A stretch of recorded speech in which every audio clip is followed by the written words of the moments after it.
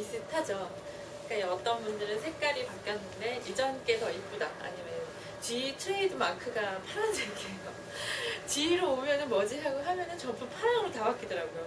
그래서 지금 파랑으로 바뀌어서 크게 세 가지로 구성이 되어 있어요. 이게 카메라 헤더, 그 다음에 이걸 IDX 박스라고 해요. 전체 상자를. 그러니까는 그냥 암실 역할을 하는, 예전에 필름으로 하실 때 암실에 넣고 들어갔죠. 암실 역할을 하는 IDX 박스, 그 다음에 안쪽에 있는 카메라 렌즈, 크게 세 가지로 구성품으로 연결이 되어 있어요. 그래서 보시게 되면은 모든 모듈이 다 오픈이 되어 있어요. 이제 안쪽에 있는 보드 빼고는. 그래서 보게 되면은 처음에 전체적인 플로우를 보게 되면은 선생님 멤브레인에다가 단백질을 붙이고 나서 ECL 처리를 하게 되면은 빛이 나오죠. 그 빛 자체를 어떻게 내가 이미지화 할 거냐. 전체적인 플로우 스킴을 보게 되면은 우선은 여기다 샘플을 넣게 되면은 빛이 쫙 나올 거예요. 그럼 제일 처음으로 받아들이는 부분이 카메라 렌즈. 근데 카메라 렌즈에서 지금 받아들였던 시그널 자체가 이쪽에 가게 되면 CCD 칩이 있어요. 그러니까 CCD 칩이 뭐냐 그러면은 쉽게 라스 자체를 여러 가지 이미징 장비 중에서 디지털 카메라라고 생각하시면 되거든요. 저희 참석하신 분들이 여자분이신데 디카는 거의 사용 잘 하시죠. 이미지 찍고 안 찍고 어떻게 내가 이쁘게 찍을 거냐 그런 모듈들을 다 선생님이 변화를 시킬 텐데 디지털 카메라의 원리는 똑같아요. 안에 있는 CCD 칩이 있기 때문에 거기 있는 칩 자체에 시그널이 떨어지게 되면 커런트로 바뀌게 돼요. 전류값. 그러면 어떤 건 시그널이 강한 애는 커런트가 많이 흐르게 될 거고 약한 애는 커런트가 작게 흐를 거거든요. 거기에 따라서 2의 0승부터 2의 16승까지 그레이스케일로 쫙 나눠 놓은 거예요. 약한 애들은 2의 16쪽에 가까운 데로 갈 거고 2의 0승에 가까운 데로 갈 거고 강한 애들은 2의 16쪽으로 많이 가겠죠. 그래서 이미지와 저희가 보는 거거든요. 그래서 이제 IDX 박스는 제가 처음에 설명드린 것처럼 그냥 암실 역할을 하는 거 그게 다예요. 두 번째 카메라 렌즈에서는 내가 시그널을 캡처하는 단계. 그래서 IRS가 두 가지가 있어요. 2.8, 0.85. IRS 값은 숫자가 낮을수록 조리개가 많이 펴지는 거. 많이 펴진다는 거는 0.8 같은 85 같은 경우에는 43mm까지 펼쳐지게 되거든요. 아마 국내 판매되는 마켓에서는 굉장히 제일 많이 퍼지는 걸 거예요. 그만큼 작은 시그널까지 내가 잡을 수가 있다. 저희가 왜 어두운 곳에 가면 동공이 많이 열리고 밝은 곳에 가면 조금 작게 열리죠. 그 원리랑 똑같아요. 그런 다음에 CCD에서는 아마 라스 3000을 써보신 분들은 온도가 마이너스 30이나 마이너스 25도씨가 떨어지지 않으면은 스타트 캡처가 안 되는 거 확인을 하실 거거든요. 그게 왜 그럴까요? 그냥 막무가내 앞에서 기다리다가 25도씨가 떨어지면은 이제 실험을 하시나요? 한번 궁금하셨던 분들. 얘도 똑같아요. 어떤 일정 온도가 저희가 캘리브레이션을 마이너스 25도씨로 해놨는데 25도씨가 되지는 않으면 캡처가 안 돼요. 그 이유가 CCD 특징상 어떤 노이즈라고 있는데 저희가 다크 노이즈라고 그래요. 암전류.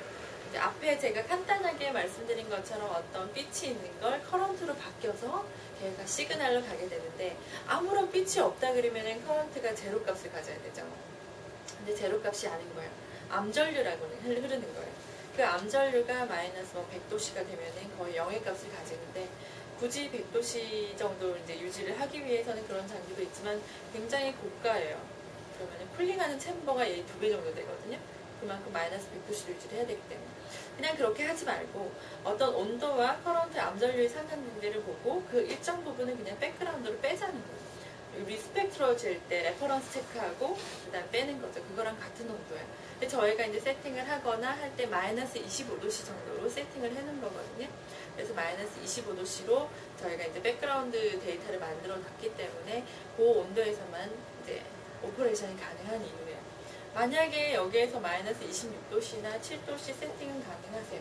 그러면은 CCD 캘리브레이션을 하시면은 사용은 가능하신데 그 마이너스 1도씨의 차이가 그렇게 크지는 않아요. 노이즈에.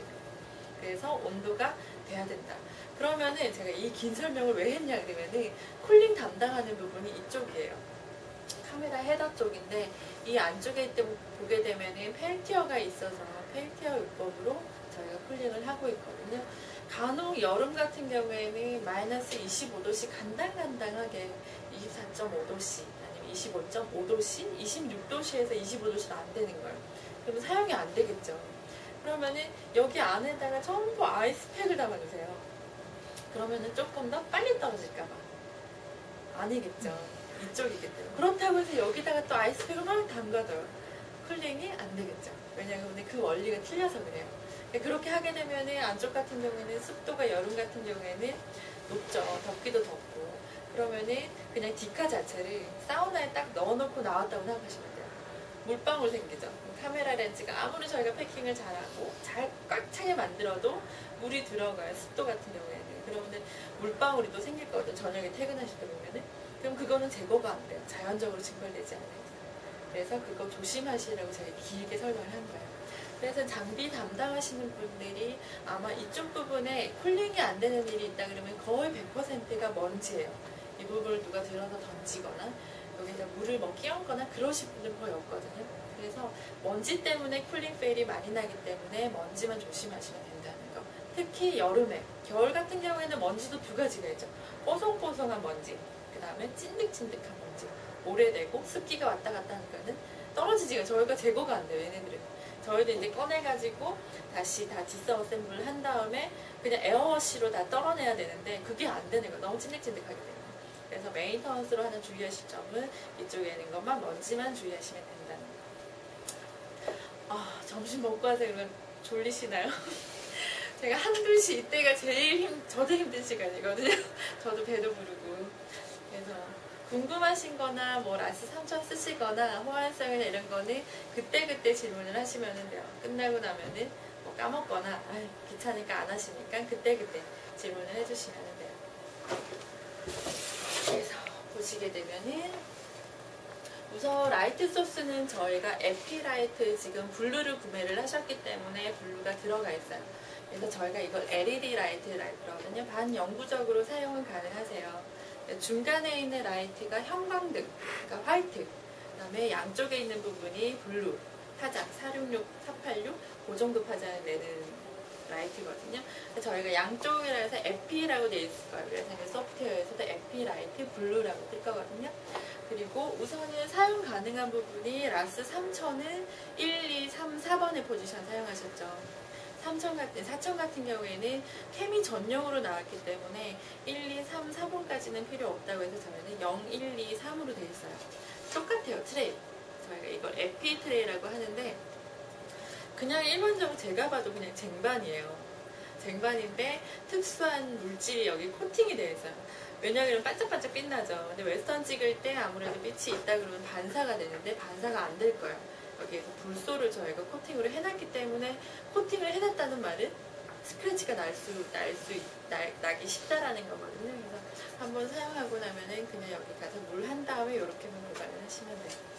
자세히 보게 되면은 점선 같은 게 아니죠. 돛대 같은 게 있는데 이게 샘플을 내가 어디에다 놓아줘야 될지 그 포지션이거든요. 안쪽에 있는 부분이 1번, 2번, 3번, 4번. 이 트레이는 4000이랑 똑같기 때문에 같이 써요. 그럼 얘는 0, 1, 2, 3. 그러면 0번은 얘보다 조금 안쪽. 그래서 여기까지만 사용하실 수 있는. 근데 웨스턴 같은 경우는 뭐 13cm 이런 젤 사용 안 하시기 때문에 충분히 가능한 사이즈예요. 그래서 내가 원하고자 하는 포지션에다가 안쪽에 보면 1, 2, 3 이렇게 써 있거든요. 여기다가 우선은 넣어주시고. 질문 있으세요?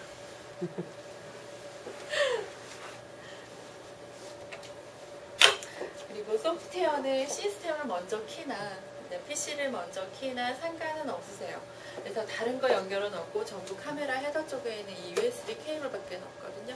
USB 케이블 타입이기 때문에 어떤 걸 먼저 키나 상관이 없을 텐데 혹시나 공룡 장비이기 때문에 데이터를 여기다 보관을 하신 다음에 하드 드라이버를 가지고 오셔서 다운로드를 받으실 수가 있거든요.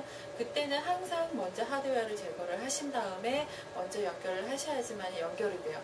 그건 USB 커넥션의 단점이에요. 그러니까 똑같이 그 하드웨어 같은 경우도 다른 디바이스로 인식을 하기 때문에 커넥션이 안 돼요. 그럴 때는 그냥 걔를 빼고 하면 연결이 쉽게 되실 거예요. 그런 다음에 나스 4000이라는 아이콘이 있거든요. 4000 더블 클릭하시게 되면 이 창이 보이실 거예요. 지금 처음부터 해볼까요? 거는 한 10분 이내로 거의 다 떨어지고.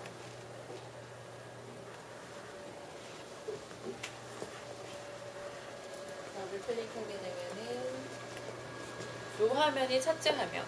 거기에서 제일 먼저 확인하셔야 될 부분이 이 부분. Not ready. 왜? 마이너스 25도씨가 되지 않았기 때문에. 사용하는 방법은 3000의 라이트 모드라고 하는 걸 쓰셨으면 그 모드랑 거의 비슷하세요. 3000은 라이트 모드, 프로 모드 두 개로 나눠져 있는데 프로 모드는 아무래도 조금 선생님들이 맞게끔 만드는 메소드를 만드는 방법이고 라이트는 이미 만들어져 있는 걸로 사용하시잖아요. 지금 얘는 통합이 돼서 그냥 라이트 모드라고 생각을 하시면 돼요. 특히 이렇게 네 가지 방법으로 그러니까 니은자 방법으로 진행을 하시면 되는데 첫 번째 익스포저 타입 같은 경우에는 지금 네 가지 모드. 하나는 프리시전, 그 다음에 인크리먼트, 레퍼티션, 프로그램 네 가지가 있는데 프리시전 같은 경우에는 필름이랑 거의 비슷하다고 생각하시면 선생님 혹시 필름 쓰시는 분 있으세요? 거의 없으세요? 필름은 어떻게 보면 한 번 익스포저를 한 다음에 딱 한 컷의 이미지를 얻을 수가 있죠. 얘도 똑같아요. 내가 3분을 하겠다. 그럼 3분 동안 익스포저를 한 다음에 이미지를 한 컷의 이미지를 찍으실 때 그때 사용하시는 건 프리시전이고 거의 대부분이 인크리먼트를 사용을 하실 거거든요. 인크리먼트 같은 경우에는 내가 10초 간격으로 이미지를 찍겠다. 그러면은 10초 1번 이미지, 2번째 이미지는 10일에서 20을 익스포저를 한 다음에 1번에다가 덮어 쓰시는 거. 1부터 20이 아니라. 그러면은 우선 시그널은 add가 될 거거든요. 3번은 20일에서 30까지 익스포저를 한 다음에 똑같이 10초. 그 다음에 2번 이미지에다가 세 번째 이미지를 덮어쓰기 하는 거예요. 밑에 있는 레퍼티션 같은 경우에는 각각에 있는 구간별로 찍으실 때 1번 이미지는 1에서 10초, 2번 이미지는 11에서 20초, 3번은 20일에서 30초 구간별로만 찍으실 수 있을 때 쓰시는 거예요. 밑에 있는 프로그램 같은 경우에는 익스포저 타임이나 웨이팅 타임을 선생님이 직접 설정을 하실 수 있는 부분이에요. 기본적으로 저희가 인크리먼트를 찍는다 그러면은 미니멈 10초로 세팅이 되어 있어요. 그러면은 내가 정말 익스프레션이 빨리 되거나 단백질량이 많은 애들은 10초에 세츄레이션이 될 수가 있거든요. 그럼 세츄레이션 된 게 어떤 의미일까? 세츄레이션 된 이미지는 저희가 사용을 안 하죠. 보관용이라 뭐 정량 분석을 한다고 의미가 없어요. 왜 그러냐 그러면은 선생님이 한 2리터 정도가 되는 용액을 한 1.8리터 정도 정량을 하고 싶은 거예요. 그러면은 미니멈 실린더, 매스 실린더는 2리터 정도가 돼야지만 정량이 되죠. 근데 걔를 1리터 매스 실린더로 정량을 한다 그러면은 얘는 전부 다 부어봐야 1리터밖에 정량이 안 돼요. 나머지는 전부 로스가 되는 거예요. 이걸 저희가 세츄레이션이 됐다라고 얘기를 하거든요. 그러면 아무리 시그널이 많아도 걔가 갖고 있는 캐퍼 이상이기 때문에 전부 다 놓치시는 거예요. 그러면은 언제 쓰냐? 시그널이 내가 어떤 건지 모르겠는데 타겟되는 단백질이 몰라요. 근데 어떤 거는 한번 해보니까 굉장히 시그널이 낮고 어떤 거는 굉장히 시그널이 높아요. 그럼 시그널이 높은 데다가 포커스를 맞춰서 내가 이미지를 찍다 보면은 아무래도 짧은 시간에 찍어야겠죠. 그러면 시그널이 약한 애는 놓치게 돼요. 그리고 시그널이 약한 애에다가 포커스를 맞춰서 시간을 길게 찍어. 그러면은 강한 애는 세츄레이션이 돼요.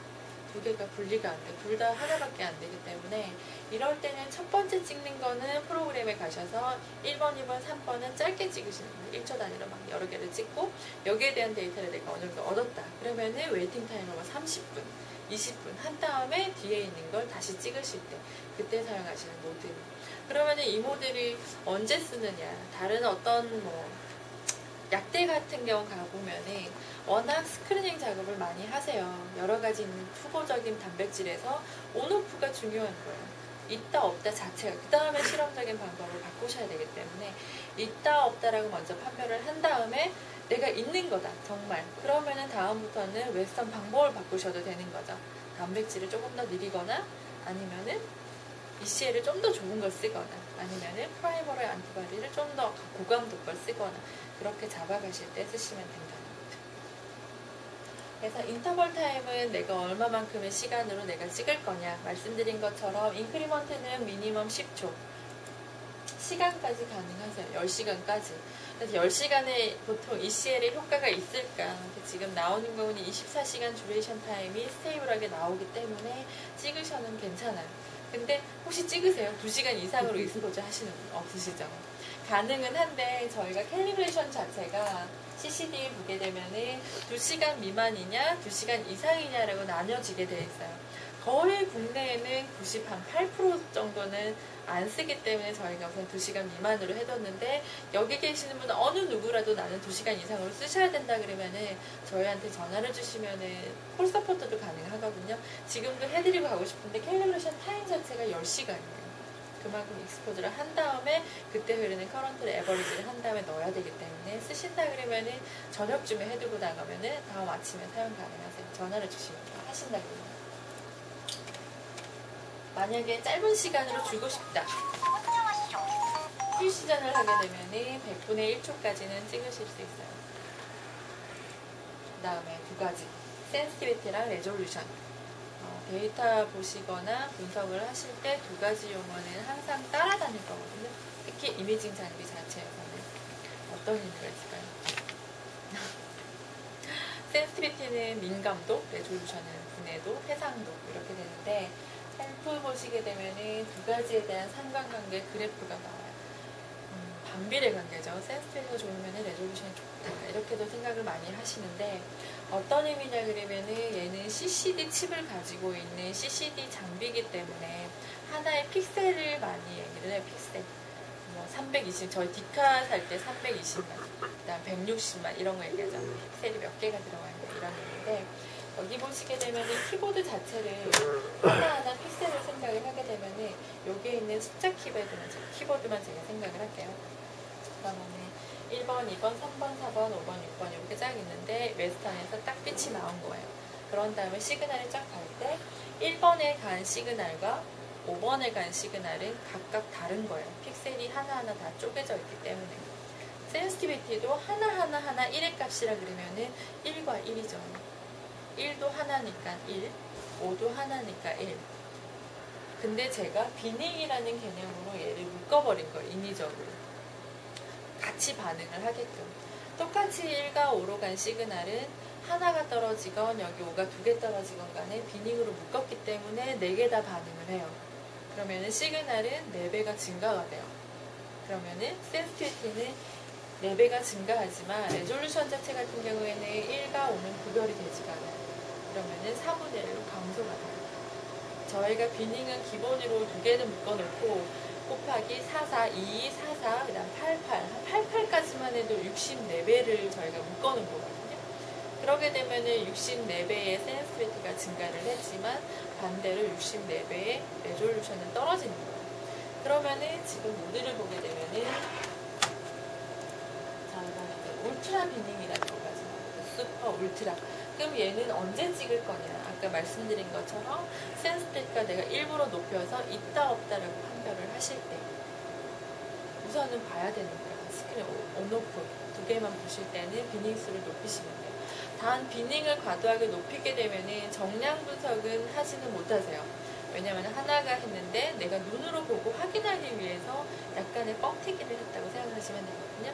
그러면 정량 분석은 할 수가 없어요. 프로그램 자체가 지금 정량 분석은 저희가 IQTL을 깔아놓고 갈 텐데 이미지 자체가 열리지가 않을 거고, 열린다고 해도 저희가 디지털 카메라 찍고 나면 과도하게 사이즈 쫙 늘리게 되면 모자이크처럼 보이죠. 그렇게 보여요. 픽셀 수가 작아야지만 이런 곡선 자체가 이쁘게 그려질 텐데 벌크하게 묶어두게 되면은 계단식으로 보여요. 똑같은 이미지라고 하더라도. 제가 나중에 찍어볼 텐데 하나는 그냥 스탠다드로 찍어보고 하나는 비닝수를 높여서 찍어볼 거거든요. 근데 웬만큼 시그널이 강한 애들 같은 경우에는 비닝을 높여버리기 때문에 금방 세츄레이션이 돼요. 왜냐면은 64배까지 제가 올렸기 때문에.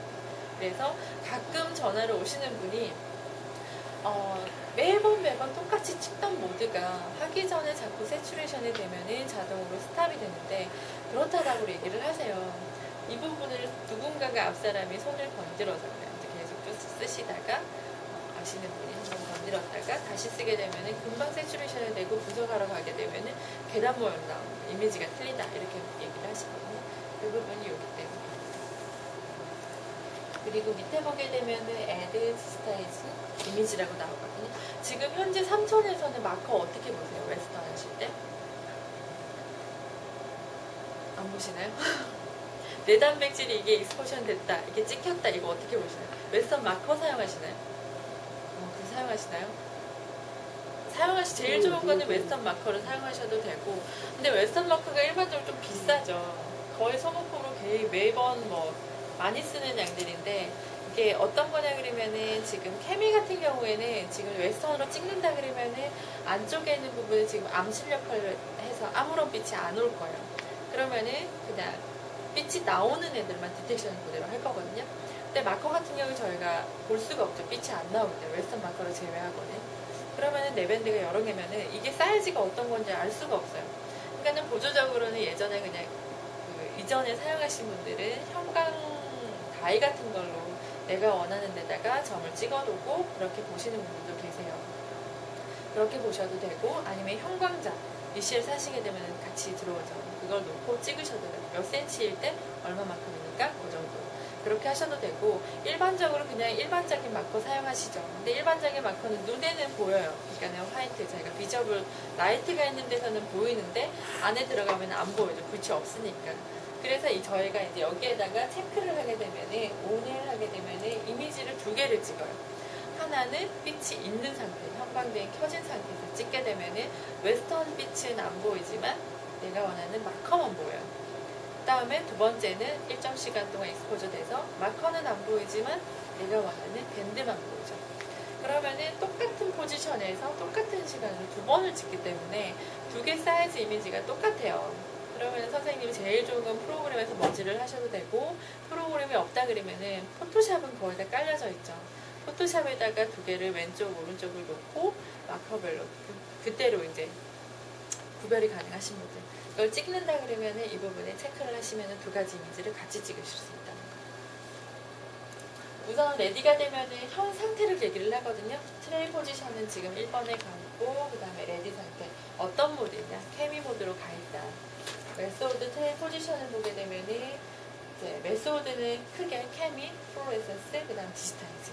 케미는 웨스턴 전용으로 사용을 하실 때, 플로레센스는 업그레이드를 하시면은 지금 블루라이트가 들어가 있기 때문에 468, 466 파장에 제가 익사이테이션 되는 형광 다이를 사용을 하신다 그러면은 사용 가능하신 부분, 익사이테이션 파장을 얘기를 하는 거예요.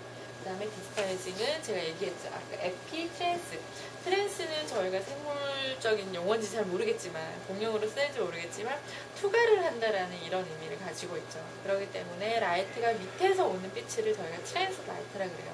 근데 지금은 트랜스 라이트는 들어가진 않고 에피가 들어가 있기 때문에 에피라고 있는 부분에 활성화가 되어 있는 거예요. 이거 언제 쓰냐? 그럼 내가 눈으로 보는 이미지를 찍어서 저장하고 싶을 때 어떤 게 있을까요? 실험할 때 제일 많이 쓰시는 부분이 SDS 페이지.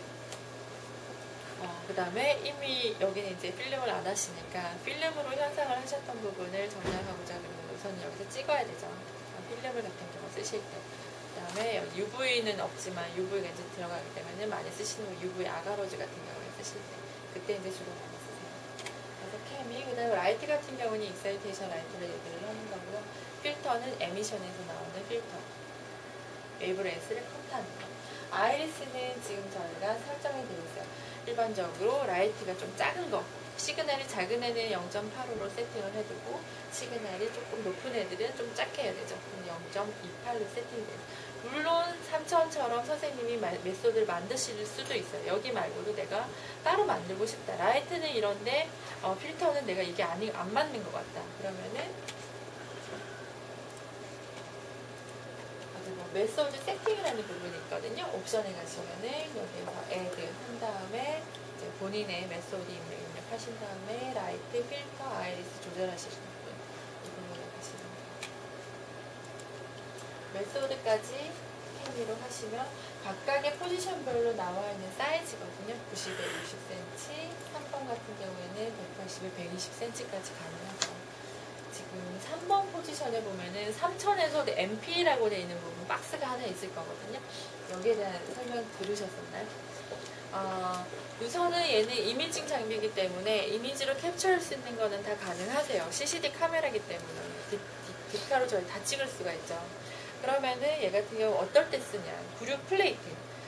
주로 페트리지식 빼고는 우리 실험에서 쓰는 샘플이 전부 다 사각형이에요. 근데 렌즈는 보시는 것처럼 동그랗게, 그래서 가령 렌즈 정도가 이 정도 되는 굵기로 되면은 요렇게 되는 것만 일직선으로 빛이 들어가게 되죠. 근데 저희 샘플은 전부 사각이죠. 그러면은 사각이라고 생각을 하면은 이쪽에 있는 시그널과 이쪽에 있는 시그널은 내가 정량적으로 바닥을 찍지를 못해요. 약간의 벽면이 보일 거고, 여기도 약간의 벽면, 여기도 왼쪽, 오른쪽 벽면이 찍힐 거거든요. 그러면 아예 이미지를 찍었을 때 자체가 정량으로는 적합하지가 않아요. 딱 바닥을 봤을 때 그때 인텐스를 내가 찍어야 되기 때문에. MP 플레이트 같은 경우는 특별히 저희가 구류 플레이트에 들어가는 모든 빛이 바닥으로 향하게끔 만들어둔 약간의 볼록 렌즈 개념이거든요. 그렇기 때문에 걔를 사용을 할 때만 체크를 해주시면 되는데, 거의 MP 플레이트로 저희가 체크를 인텐스를 본다 그러면은 거의 엘리제 리더기 많이 사용하시죠. 왜냐면 바로 색강도가 나오기 때문에 제가 봐도 그게 훨씬 더 편해요. 그래서 이제 그걸 하시는데, 이미지로 그냥 저장 목적이다, 정량 목적이 아니다, 그러면은 그냥 찍으셔도 돼요. 대략 이런 걸 해서 내가 이거 했다, 데이터 파일 만들거나 포스터 작업할 때는 충분히 사용 가능하세요. 아니면은 중간 부분에만, 내가 딱 중간에 있는 44, 16에 대한 웰만 본다 그러면은 상관이 없죠. 이쪽 안 찍히기 때문에 그때 사용하시는 거예요. 그래서 굳이 사용을 안 하신다 그러면은 체크를 해두시면은 안 돼요. 왜냐면 캘리브레이션 파일이 따로 들어가야 되기 때문에. 지금 1번으로 하시고요. 포커싱 잡는 거는 미리 보기라고 생각하시면 되거든요. 저희는 고정 렌즈고 트레이가 움직이기 때문에 어떤 줌의 역할은 없어요. 포커싱을 누르게 되면 할 수 있는 부분이 밝기 조절, 그 다음 초점 조절. 밝기 조절은 내가 얼마만큼 밝게 찍을 거냐. 그 다음에 포커싱을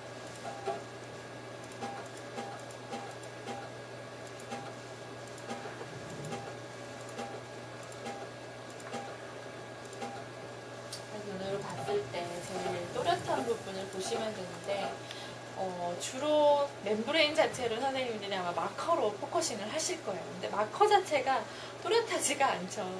마커 자체를 보고 나서 나는 활자체로 넣게 되면 잘 안 잡히는 경우가 있어요. 그래서 옆에다가 그냥 자각된 게 있으면 같이 포커싱을 하거나, 아니면 이런 활자체로 맞추시는 게 깨끗하게 맞추실 수가 있어요. 여기에 나오는 각각의 수치는 얘는 또 마이너스 값인데 얘는 별로 의미는 없으세요. 항상 변하는 부분이고, 그다음에 여기에서 내가 브라이트니스를 밝게 했다고 해서 시그널이 더 밝게 찍히는 건 아니기 때문에 로우 데이터에는 전혀 상관이 없습니다. 됐다 그러면 리턴. 그런 다음에 찍고자 하는 메소드 이제 설정이 되면은, 스타트를 하게 되면은 쭉 이미지가 찍혀요. 그러면은 맥시멈 들어갈 수 있는 사이즈는 16개. 근데 100장까지도 찍으실 수가 있거든요. 그러면은 보이는 게 다예요. 앞에 있는 게 17번째 이미지를 찍는다 그러면 1번은 지워지고 2번부터 17번까지.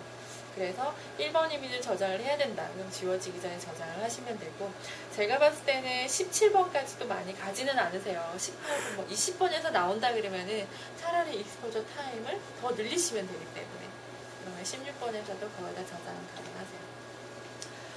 우선 사용하는 거는 여기까지가 제가 말씀을 다 드렸거든요. 궁금하시거나 문의사항, 라스 3000에 대해서 문의를 해주셔도 돼요.